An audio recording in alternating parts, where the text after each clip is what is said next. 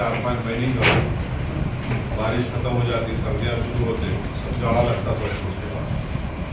तो उसका जवाब दें। ये मैं इसलिए आया क्योंकि मैं पिछले 2 दिन से मलकापुर महाराष्ट्र में मेरा एक जलसा हुआ, फिर वहाँ से निकल के कल रात में अमरावती में था। तो अमरावती सुबह निकल के मैं आज आया हूँ और बड़ी तकलीफ हुई कि उन दोनों बच्चों के मदर और उनके फादर से मुलाकात हुई। एक जो जुडिशल कस्टडी में है उनका बच्चा बीमार है, अस्पताल में है, और अगर उनकी बेल नहीं हुई तो वो अपनी बकरीद भी उनको जेल में लाना पड़ेगा। खैर, ये MIM पार्टी के लिए नई बात नहीं है।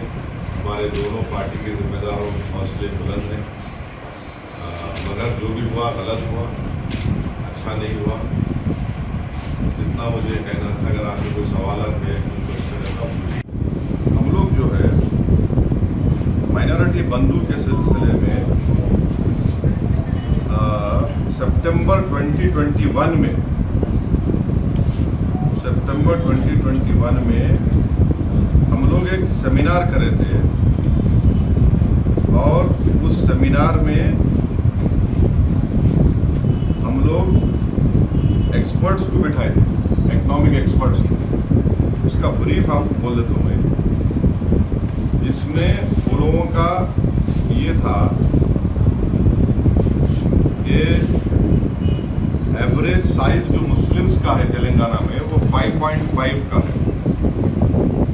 तो अप्रॉक्सीमेट जो मुस्लिम हाउस होल्ड तेलंगाना में है वो 8.8 लाख हाउस होल्ड अप्रॉक्सीमेट। और हमारे एक्सपर्ट्स जो सुधीर कमेटी को बनाए थे, वो एक्सपर्ट्स को मैं उनको जिम्मेदारी दिया, उन्होंने ये बोले कि तेलंगाना में सेस का एस्टिमेट है, centre for economic and social studies का है कि 8.5% Muslim population in Telangana is below poverty line, 8.5%। तो मगर उन्होंने क्या बोले, हमारे कन्फर्म ये बोल रहे हैं कि 1% मुस्लिम पॉपुलेशन तेलंगाना का एब्जेक्ट पॉवर्टी में। तो वो एब्जेक्ट पॉवर्टी में 9,000 मुस्लिम हाउस होल्ड बिल्कुल गरीब है, 9,000 house hold out of 8.8 lakh. उनमें हम क्या बोले कि अगर वो 9,000 हाउस होल्ड को आप ले लिए, 10 लाख उनको दिए एक मुस्लिम हाउस होल्ड को आउट ऑफ 9,000 में, तो खाली बर्डन होता 900 करोड़ का। 900 करोड़ का तेलंगाना गवर्नमेंट बर्डन होता। और स्टेट बजट जो है आपका, स्टेट बजट तो आपका माशाल्लाह से जो स्टेट बजट है वो, एक मिनट करिए, जो हरीश राव साहब पेश करते हैं वो तो 3 लाख नहीं सही बोला नहीं तो फिर आप लोग बोलेंगे वही साहब उसमें गलती करे बोलते हैं। तो अब देखिए 10 लाख ये 900 करोड़ तेलंगाना का 2021-22 का रेवेन्यू एंड कैपिटल एक्सपेंडिचर जो था वो 2.31 लाख करोड़। ये 2021-22 का बोल रहा हूँ आपको मैं, लेटेस्ट नहीं मालूम है। तो स्टेट बजट का एक्सपेंडिचर जो हुआ 21-22 में 1.7 लाख करोड़। तो उसका अगर आप देंगे तो खाली 0.4% था 900 करोड़, कुछ भी नहीं है 900 करोड़ CM के लिए। हम तो KCR से रिक्वेस्ट करेंगे कि साहब आप मुस्लिम बंधु दे दो आप, बल्कि OBCs को भी दो आप। उसमें जो एब्जेक्ट पॉवर्टी, हम पूरे मुसलमान को नहीं बोल रहे, हम बोल रहे 9,000 हाउस होल्ड मुसलमान 1% जो उनको दीजिए आप। और 1,600 करोड़ का तो बजट है, अब बढ़ा दी शायद 2,200 करोड़ कुछ करें, उसमें खाली 900 करोड़ बढ़ाने का है। ये बहुत जरूरी है। इससे देखो जो दलित कम्युनिटी को जो हाउस होल्ड को मिल रहा है 10-10 लाख रुपये, उनको बहुत फायदा हो रहा है उससे, बहुत फायदा हो रहा है उससे। तो हम भी रिक्वेस्ट करेंगे कि पॉवर्टी की बुनियाद पे हमें डेटा पूरे CM को दिए हम लोग आइए। ये हम सितंबर 2021 को बना के दिए। दलित बंधु की मुस्लिम बंधु स्कीम जरूरी है, पूरा डेटा का साथ दिया हम। पूरा रिपोर्ट है, आपको मैं फॉरवर्ड करता हूँ, अपना नंबर दे दो, वो रिपोर्ट आपको फॉरवर्ड करता हूँ, अपने पढ़ो उसको, छापो रखो, पढ़ सकते हैं आप। अब तक गवर्नमेंट से रिस्पॉन्ड नहीं है सबके बारे हाँ में। बिल्कुल बिल्कुल नहीं आया रिस्पॉन्ड गवर्नमेंट से, बिल्कुल सही बोल रहे हैं आप। इसीलिए हम डिमांड कर रहे हैं कि गवर्नमेंट जो है इसको फौरन टेकअप करिए। ये पॉवर्टी है मुसलमानों में, 1% at minimum Muslims are living in under abject poverty in Telangana, और खाली 900 करोड़ का बर्डन है। चीफ मिनिस्टर जरा दिल बड़ा करे तो हो जाता काम है।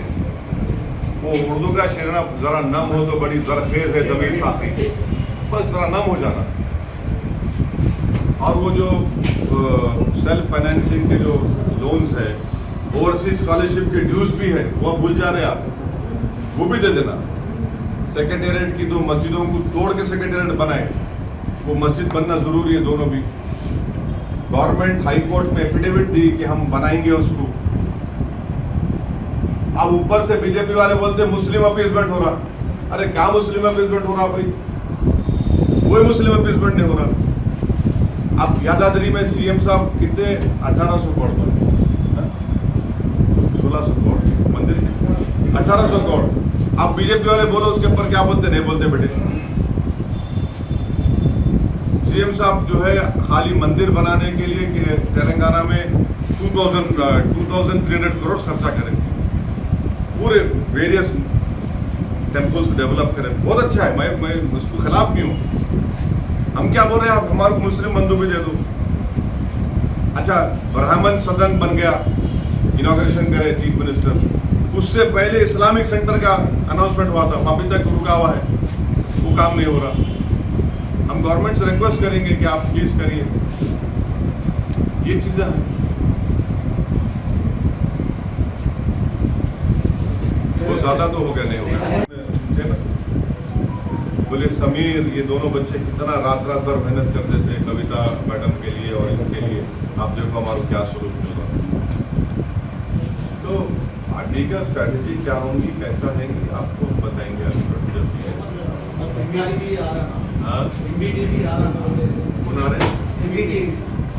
पार्टी भी आ रहे ना। अरे कोई भी आ सकता है, डेमोक्रेसी है, अच्छा है, कोई भी आ सकता है, उसमें क्या रोक टोक है क्या? कांग्रेस को हाँ कांग्रेस नहीं, हम पहले अपने आप के लिए जो अच्छा है वो करेंगे। हमारी पार्टी मयम पार्टी के लिए जो अच्छा है पहले वो काम करेंगे, उसके बाद देखेंगे किसको करना है, नहीं करना है, क्या करना है। तो टाइम है ना, बहुत जल्दी है। कितने सीधा आ सकते हैं? जहाँ से हम खड़े रहेंगे वहाँ जीतेंगे इंशाल्लाह। बीजेपी बी पार्टी बोल के हाँ बोलते क्या फर्क पड़ता, मेरे को कोई फर्क नहीं पड़ता, बोलते रहते। सर अभी स्टेट पे कैसा है सर फुटबॉल मैं आप लोगों से पूछना चाह रहा हूँ, आप तो रिकॉर्डिंग होने के बाद क्या है मेरे को नहीं मालूम, आप लोग नहीं सर, आप तो पूरे फिर रहे हैं अभी। फिर रहे सही है, देखेंगे क्या होगा, तो टाइम है ना। निजामाबाद से कुछ कैंडिडेट सेलेक्ट करेंगे? नहीं, निजामाबाद है, बहुत सी जगह है, पार्टी डिसाइड करेंगे। कोई बात करने आया हमें, अभी हमारे कहाँ है सदर साहब, हमारे उनसे पूछने वाला ऑर्गेनाइजेशन का काम कितना चला है, क्या हुआ है, सब डिसाइड करके डिस्कस कर रहे, हर जगह जाके पब्लिक से मिल रहा हूँ मैं, पब्लिक से पूछ रहा हूँ आपकी राय क्या, बोलो आप क्या करना चाहिए हमारा। तो जब हो जाएगा फैसला आपको बताएंगे। देश में भी मोदी के खिलाफ प्रतिपक्ष पार्टी ने एक हाँ उसके बारे में आप अपोजिशन पार्टी पूरा एक नीति हो रहे हैं ना। अच्छा। कांग्रेस भी पूरा हाँ। तो क्या कौन से में रहते, आप कौन सा पार्टी में रहते, प्रतिपक्ष में रहते हैं तो बीच इनके रहते। नहीं, मेरे को बुला ही नहीं, मेरे को बुलाते तो मैं जाता था। नहीं, मेरे को बुला ही नहीं। और अगर ये लोग ये समझ रहे कि ये लोग जो मिले हैं ये सब मिलके भी मोदी को हराएंगे, बोल दो गुड लक टू देम। हम क्या बोल सकते हैं उनको, हम क्या बोल सकते हैं? हमारे को तो नहीं बुलाए, हम भी नहीं, हमारी भी कोशिश 2014 में, 2019 में और 24 में भी ये रहेंगी कि थर्ड टाइम हमारे ग्रेट कंट्री के तीसरी मरतबा प्राइम मिनिस्टर नरेंद्र मोदी ना बने।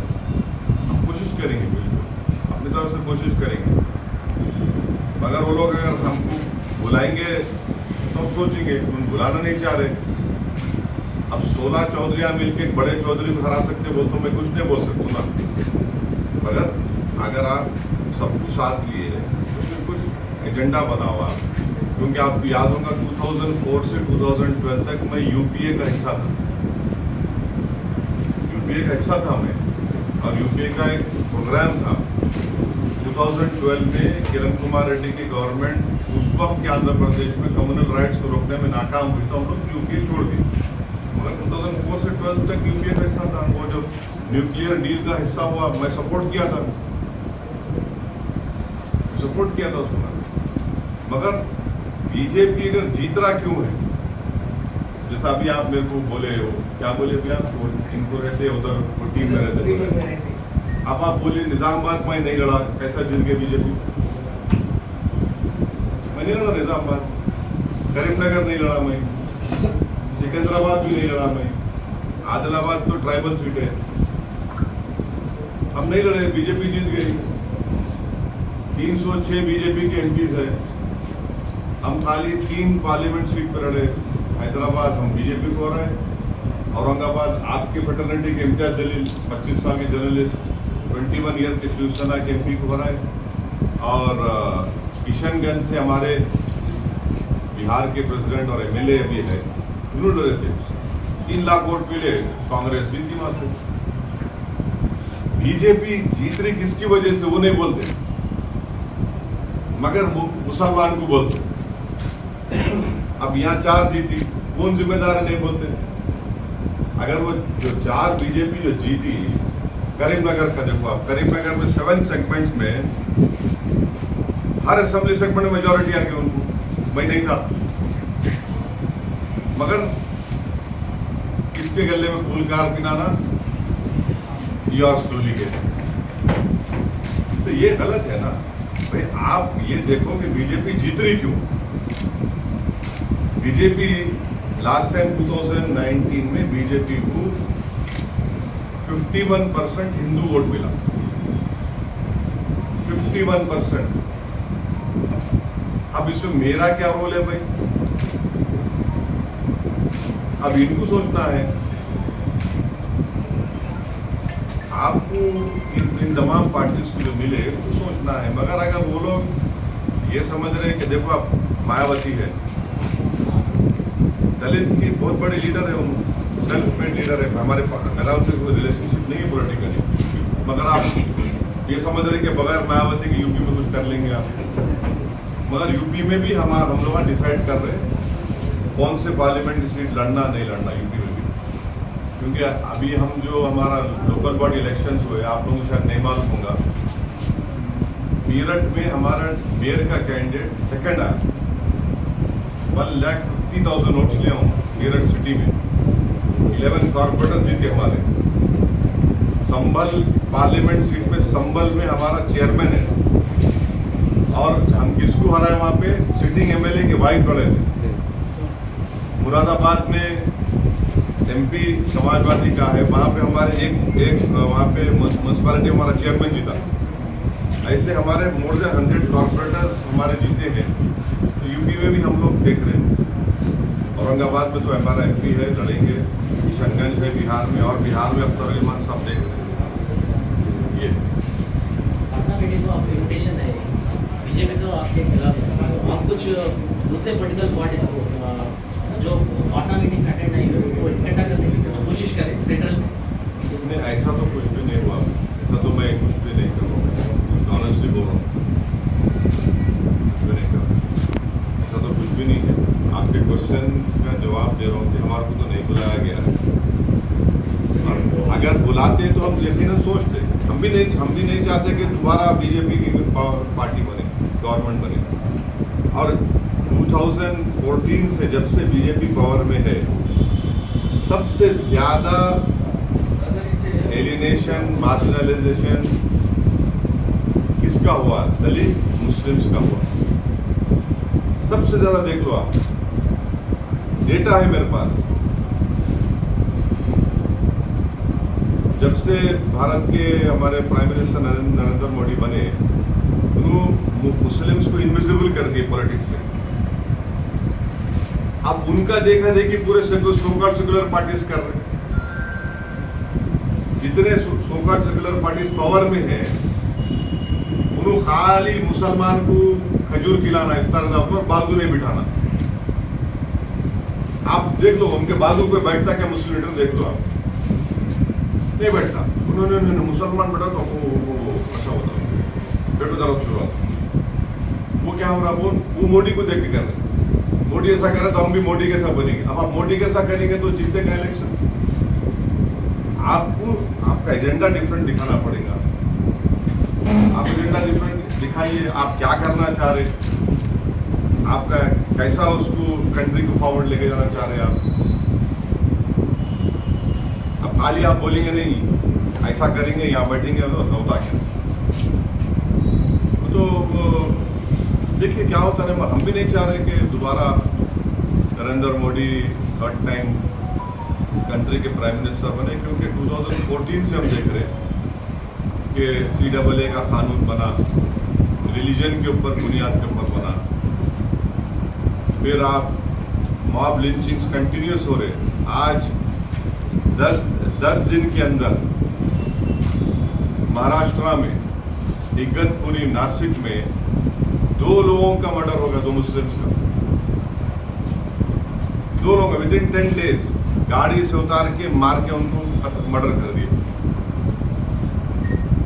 अब हमारे prime minister Narendra Modi USA को गए, बहुत अच्छा है। मैं भी चाह रहा हूँ कि हमारी पार्टी भी चाह रही है कि USA से हमारा रिलेशनशिप अच्छे होना। मैं ज़्यादा तो नहीं बोल रहा हूँ ना आपको, रुक जाऊँ क्या? बोर तो नहीं हो रहा ना। तो हम भी चाह रहे हैं अच्छे होना रिलेशनशिप USA से। अब तो स्ट्रेटेजिक रिलेशनशिप है। हम लोग बोलते शेयर्ड इंटरेस्ट है US से, शेयर्ड वैल्यूज है, सॉरी। मगर प्राइम मिनिस्टर वहाँ जाके बोले कि डिस्क्रिमिनेशन होता ही नहीं मुसलमानों से। ये तो बात सच नहीं है, डिस्क्रिमिनेशन हो रहा। उनको उनकी पार्टी कर रही। आप देखो मणिपुर में 300 चर्चेस को जला दिए, माइनॉरिटी का बजट 40% कम कर दिए Narendra Modi government. Pre matric scholarship को रेस्ट्रिक्ट कर दी माइनॉरिटीज का। मौलाना आज़ाद फेलोशिप, जिससे माइनॉरिटीज मुस्लिम बच्चियां फेलोशिप और PhD करते, उसको बंद ही कर दिए। मदरसा मॉडर्नाइजेशन स्कीम को 90% पैसे कम कर दिए। ये उनका रिकॉर्ड है। अब फिर कल आप देखिए कि कल हमारे फाइनेंस मिनिस्टर मैडम बोले कि प्राइम मिनिस्टर श्री नरेंद्र मोदी को 13 इंटरनेशनल अवार्ड मिले, तो 6 मुस्लिम कंट्रीज दिए। ये बोले कल 13 में अवार्ड 6 मुस्लिम कंट्रीज दिए। कौन कौन दिए? सऊदी अरब, UAE, इजिप्ट और कंट्रीज दिए। अब मेरा मैडम से क्वेश्चन ये है कि निजामाबाद के मुसलमान को सऊदी के किंग से क्या करना है? हैदराबाद के मुसलमान को UAE के किंग से क्या करना है?